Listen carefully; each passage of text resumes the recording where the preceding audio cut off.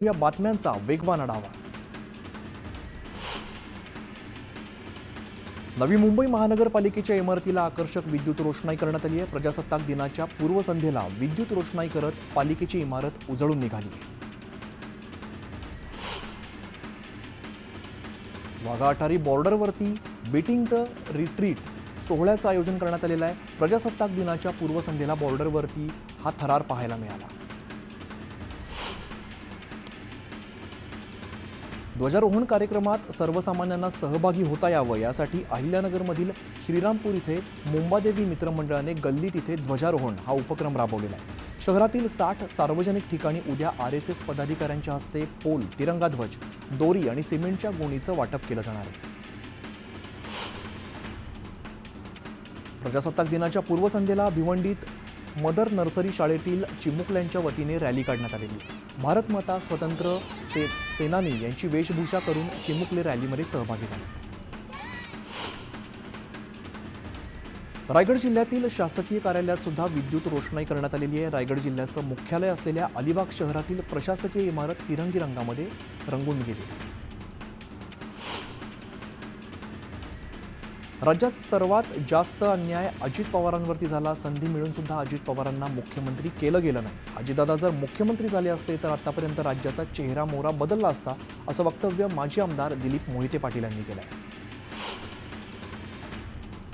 देशातल्या शेतकऱ्यांसाठी शरद पवारांनी काय केलं हे समजून घेण्याचा अमित शहांनी प्रयत्न केला असता तर कृषी मंत्री म्हणून शरद पवारांनी इतकं उत्तम काम दुसरं कोणीच केलेलं नाही हे अमित शहांना मान्य करावं लागलं असतं, असा टोला शरदचंद्र पवार पक्षाचे प्रदेशाध्यक्ष जयंत पाटलांनी केला। राज्यात तिसरा उपमुख्यमंत्री होणार असा दावा काँग्रेस नेते विजय वडेट्टीवार यांनी केला होता। यावरून आता मंत्री उदय सामंत यांनी गौप्यस्फोट केलाय। वडेट्टीवार स्वतःचा प्रस्ताव घेऊन एकनाथ शिंदेंकडे गेलेले असं उदय सामंत म्हणाले। एकनाथ शिंदेंनी फक्त ब्लॅक मनी आणि EVM या दोघांचेच आभार मानायला हवेत। त्यांनी मतदान केलं, त्यांचाच निकालावर विश्वास नाही असं म्हणत संजय राऊतांनी एकनाथ शिंदेंना डिवचलं। पालकमंत्री नितेश राणेंनी सिंधुदुर्ग जिल्ह्यातील प्रशासकीय अधिकाऱ्यांची बैठक घेतली। बनावट दारू विक्री, जुगार, मटका, गांजा यासह देहविक्रीसारखे अवैध धंदे करणाऱ्यांवरती तात्काळ कारवाई करण्याच्या सूचना मंत्री नितेश राणेंनी अधिकाऱ्यांना दिल्या। राष्ट्रवादीचे सर्वेसर्वा शरद पवारांची तब्येत बिघडल्यामुळे पुढील 4 दिवसांचे दौरे रद्द करण्यात आलेले आहेत। पवारांना पुढील 4 दिवस विश्रांतीचा सल्ला देण्यात आलाय। तसंच सततची धावपळ टाळावी असंही डॉक्टरांकडून सांगण्यात आलंय। काँग्रेस नेत्या यशोमती ठाकूर यांनी खळबळजनक आरोप केलेला आहे। अमरावती जिल्ह्यातील ग्रामीण भागात आणि शहरात त्रिशूलच्या नावावरती गुप्त्यांचं वाटप होत असल्याचा आरोप यशोमती ठाकूर यांनी केला आहे। खासदार संजय राऊत यांनी अमित शहांच्या महाराष्ट्र दौऱ्यावरती टीका केली आहे। अमित शहा महाराष्ट्राची बदनामी करण्यासाठी इकडे येत असतात असं राऊतांनी म्हटलंय। कारखानदारांना ब्लॅकमेल करून भाजपात घेतल्याचं राज्यातील सहकार क्षेत्राला घरघर आली आहे असा आरोप सुद्धा संजय राऊतांनी केला आहे। संजय राऊतांनी एकनाथ शिंदेंच्या वक्तव्याचा समाचार घेत हल्लाबोल केलेला आहे। अमित शहांवरती टीका केल्यानंतर शिंदेंना उत्तर देण्यासाठी धडपडण्याची गरज नाही असा टोला त्यांनी लगावला आहे। संजय राऊतांनी एकनाथ शिंदेंवरती केलेल्या वक्तव्याचा गुलाबराव पाटलांनी चांगलाच समाचार घेतलाय। संजय राऊत जमाल गोट्याचे दुकानदार आहेत का असा सवाल करत गुलाबराव पाटलांनी राऊतांना प्रत्युत्तर दिलंय। निवडणूक आयोगाविरोधात पावित्र्य राखलं गेलं पाहिजे असं विधान माजी मंत्री अशोक पाटील यांनी केलेलं आहे। निवडणूक आयोगाने कार्यप्रणालीवरील संशय दूर करावा अशी मागणी सुद्धा केली। उपमुख्यमंत्री अजित पवारांनी आज राजगुरुनगरमधील मिसळपाव आणि कपड्यांच्या दुकानाच्या उद्घाटनाला हजेरी लावली। मात्र यावेळेला मिसळाची चवच चाखायला मिळाली नाही अशी खंत अजित पवारांनी व्यक्त केली। पालकमंत्री प्रताप सरनाईक धाराशिव जिल्ह्याच्या दौऱ्यावरती आहेत। यावेळेला उत्साही कार्यकर्त्यांनी फटाके फोडताना काळजी न घेतल्याने वनक्षेत्रात मोठी आग लागली। आग वेळेत नियंत्रणात आल्याने मोठा अनर्थ टळला आहे। पालकमंत्री झाल्यानंतर प्रताप सरनाईक पहिल्यांदाच धाराशिव जिल्ह्याचा दौरा करतायत। दरम्यान समर्थकांनी सरनाईकांच्या स्वागतार्थ बॅनरबाजी केली।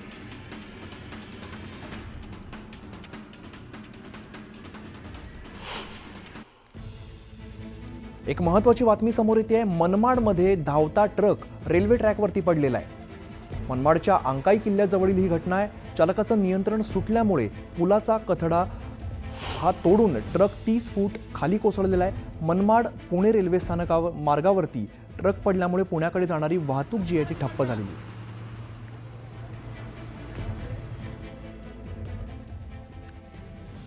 आता घेऊया उर्वरित बातम्यांचा वेगवान आढावा.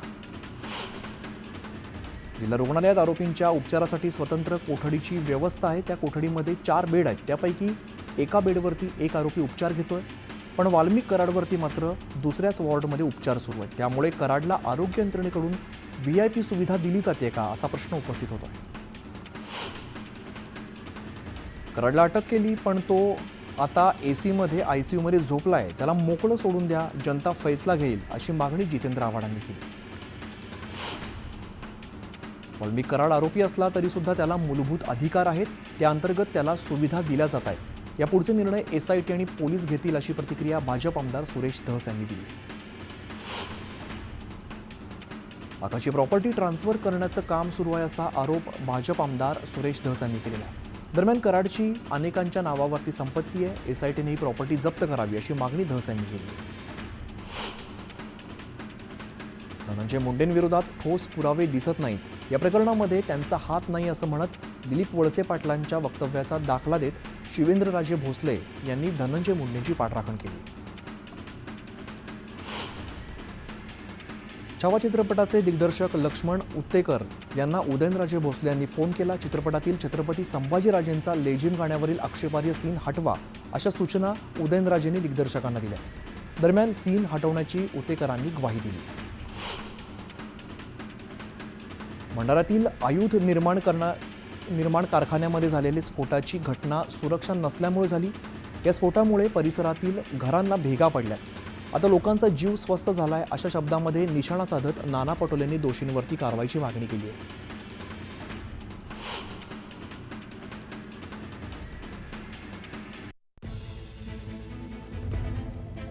एक महत्त्वाची बातमी समोर येते. पद्मश्री पुरस्कारांची घोषणा झालेली आहे. अशोक सराफ, अरिजित सिंग, अच्युत पालव यांना पद्मश्री पुरस्कार जाहीर करण्यात आलेला आहे. मनोहर जोशींना मरणोत्तर पद्मभूषण पुरस्कार जाहीर झालेला आहे. या क्षणाची आपण मोठी बातमी बघतोय. पद्मश्री पुरस्कारांची घोषणा झालेली आहे. यामध्ये अशोक सराफ, अरिजित सिंग, अच्युत पालव ही नावं समोर येत आहेत. त्यांना पद्मश्री पुरस्कार जाहीर झालेला आहे. तर मनोहर जोशी यांना मरणोत्तर पद्मभूषण पुरस्कार जाहीर झालेला आहे. अतिशय मानाचे असे हे पुरस्कार. आता ही यादी समोर येते. पद्मश्री पुरस्कारांची घोषणा झालेली आहे. यामध्ये अशोक सराफ तसंच अरिजित सिंग, अच्युत पालव यांना पद्मश्री पुरस्कार जाहीर झालेला आहे. तर मनोहर जोशींना मरणोत्तर पद्मभूषण पुरस्कार जाहीर करण्यात आला आहे. आता घेऊया उर्वरित बातम्यांचा वेगवान आढावा.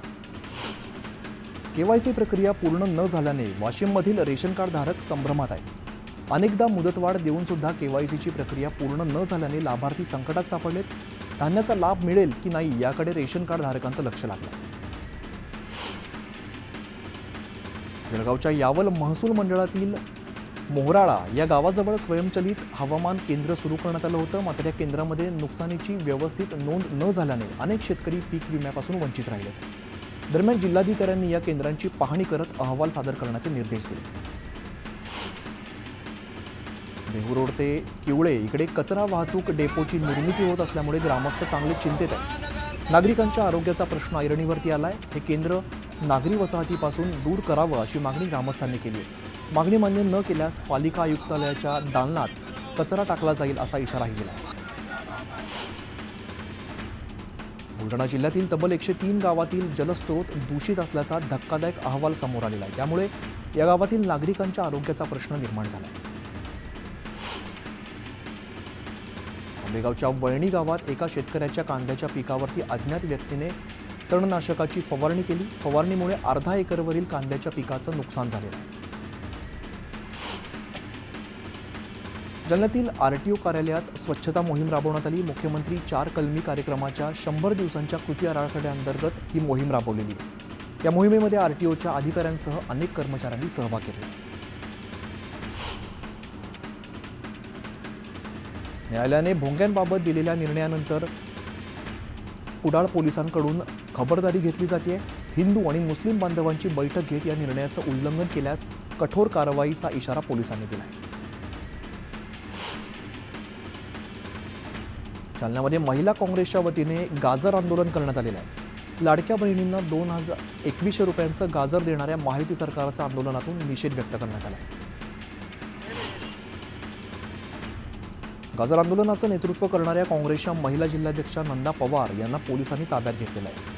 उपमुख्यमंत्री एकनाथ शिंदेंच्या सभेदरम्यान आंदोलनाचा इशारा दिलेला होता.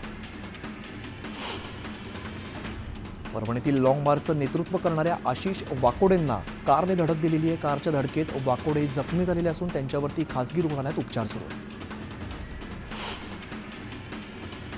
चंद्रपुरात मूल बस स्थानकावरती शालेय बसेस वेळेत सुरू करण्यासाठी विद्यार्थ्यांनी बस रोको आंदोलन केलेलं आहे. दरम्यान आंदोलनाची तीव्रता लक्षात घेत परिवहन मंडळाच्या अधिकाऱ्यांनी विद्यार्थ्यांच्या मागण्या मान्य करत आंदोलन मागे घ्यायला लावलंय.